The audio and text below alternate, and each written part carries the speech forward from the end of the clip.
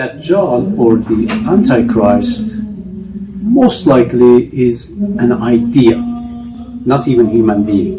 It's a way of thinking, a way of living that will overtake all the values of all religions. It will just take over everything in the history known as goodness. Every evil thing will be a value, will be good, will be explained and showed and proved to be good for people. So a complete evilness that deceives people, even very educated people, very religious people will be deceived by this idea. Today's world leaders, majority of them, they don't treat even their own residents, their own countrymen. As far as I know, they look at humanity as numbers, right? They look at you, how much you can benefit them financially, politically, and so on. So if you don't benefit them, they don't count you as a human. Okay? Even they don't give you a number of human. No. So practically, the world religions, world leaders and politicians, which some religions are even cooperating with them, they're hand on hand. They treat humanity unhuman. Strangely, people cooperate with them. Majority of people cooperate with them. If anyone has checked the statistics, votes, and year after year who is elected, in which part of the world, why elected, how come this year became even worse than last year, this election became worse than last election. So if you check these, you will see actually they're manipulating the population, right? They're manipulating people, they're guiding people towards the direction they want, and people are easily being played by these politicians. So why this happens? Because when the real judgment comes on earth, which we call the Savior, the appearance of Savior, they're going to put people in front line. They will use the same people which they were oppressing them, same people as their own soldier, as their own shield and defense line. And these ignorant people, they will fight against their own Savior. So this is going to happen actually in history, because when Isa alayhi salam or Imam Mahdi alayhi salam comes, a big army will rise from the different countries, different corner of the world against him. And those are not the children of the politicians, no. They won't fight. They will send the same people that were being oppressed by these politicians and world leaders. They will send these people in front line. So they will fight against their own Savior. The reason? People are not educated. They don't have knowledge. They don't have education.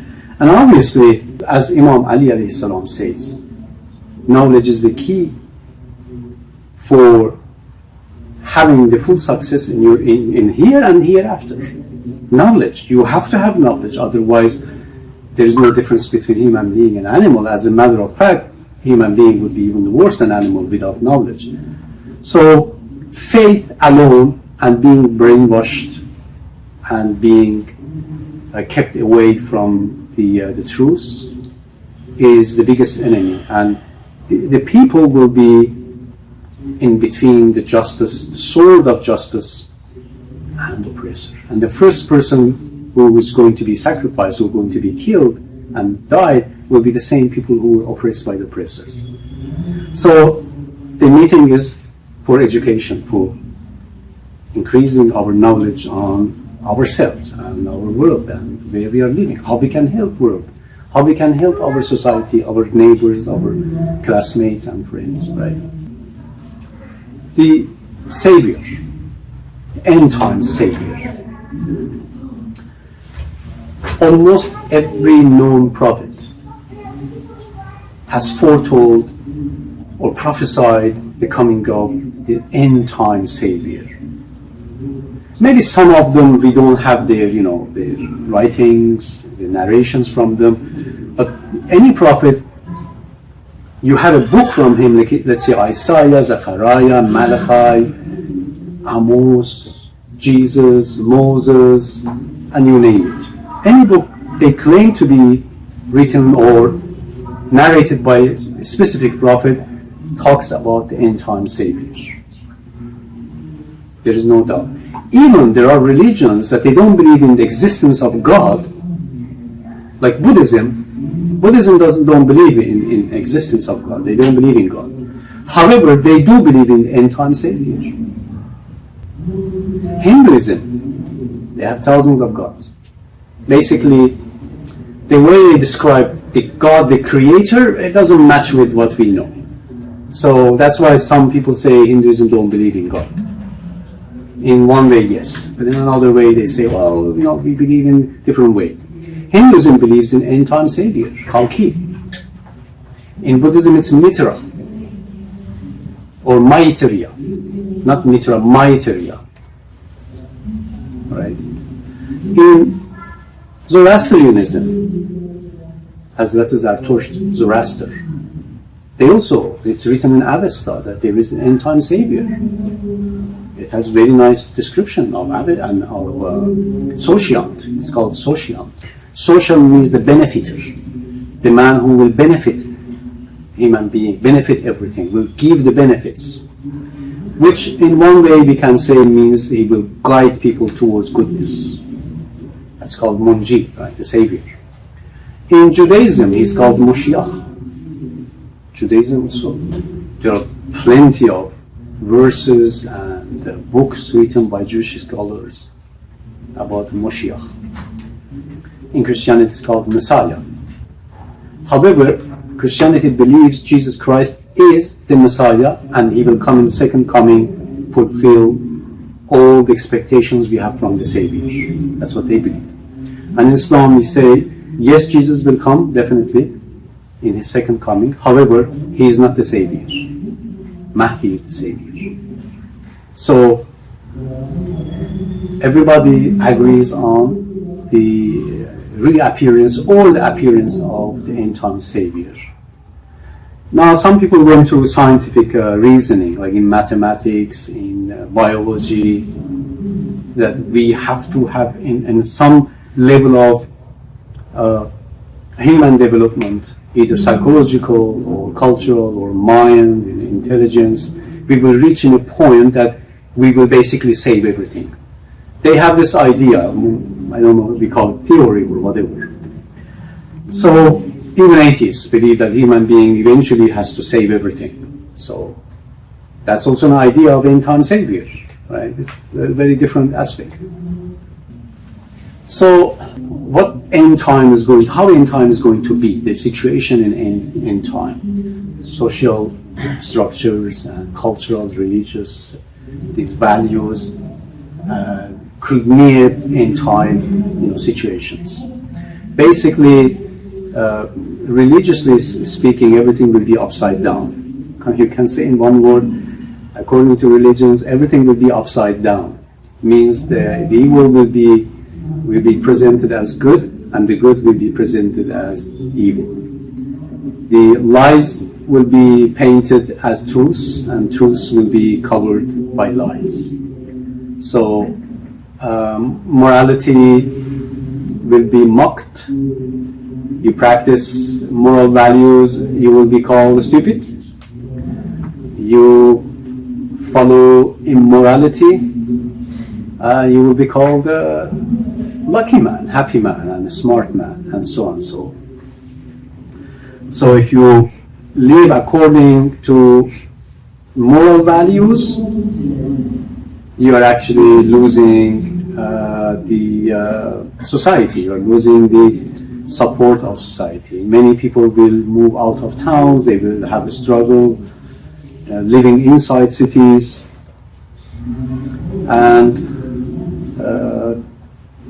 sometimes I call it the Ashab Kahf.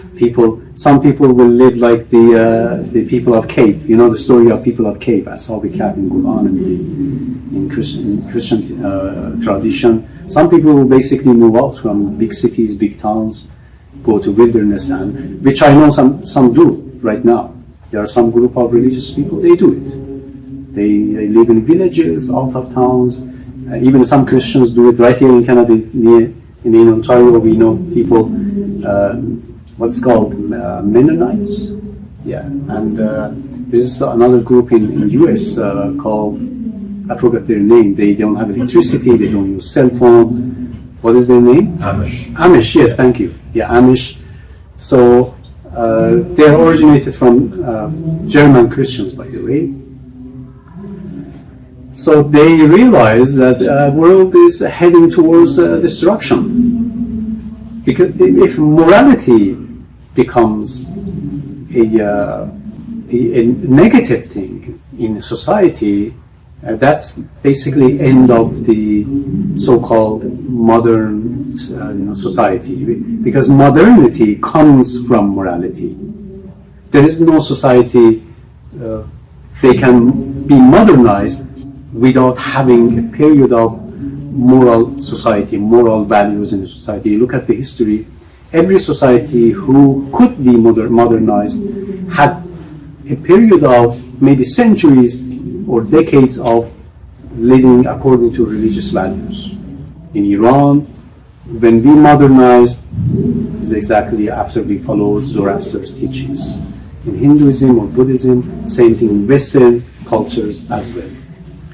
So now I want to say why we believe the Endtime Savior is so important. Almost everybody believes in it. I'll give a few examples that this belief in Endtime Savior is so bold and strong that in every era we had one or many people claim to be the Savior. They had actually followers. They claimed that I am the Savior, and they even had followers. They had their own temple or church, or even mosque. Among Muslims also we had people they claimed to be Mahdi. So that means really humanity believed it and still believes in it. And if someone calls it, this is just imagination from him and me, we need something we create in our mind. So that's a theory that we can discuss on it. But historically speaking, every religion confirmed it and prophesied it, and even some religious people claimed to be the Savior. In the Bible, we have many messiahs, some Moshiachs. As Jews believe the Moshiach will come at the end time. However, the Bible says David was the Moshiach. So if a Jew say, no, Moshiach hasn't come yet, say, well, the Bible says David was Moshiach. So Moshiach came, David. When he came? 1,000 years before Jesus. That's 3,000 years ago your Moshiach came. And you were fighting against your own Moshiach, David. David a.s.'s wars were against his own people, mostly. David fought against Israelites, mostly, right? And also, even Bible calls Cyrus, the king of Persia, as the Messiah. That's another Messiah, came after David. Some Jewish scholars call Simon Bar Chova or Bar Choheba as another Messiah. Shabbatai Tzervi called himself the Mashiach, and so on. Then very recently, Menachem Mendel Shenyorson, he was the very famous one. He also called himself Mashiach, and very Jewish scholars, leaders confirmed. They said, yes, he is the Mashiach, but nothing happened. So that shows in Judaism, there's no doubt that Mashiach will come. But the Bible says the Mashiach came already. That was David. And then it said it was Cyrus the king. So in New Testament, Mashiach is Jesus. So when you ask Christians then, if Jesus was the Mashiach, the Messiah, the Savior, why he didn't save the world then? He said, well, he's going to come again, second coming, right?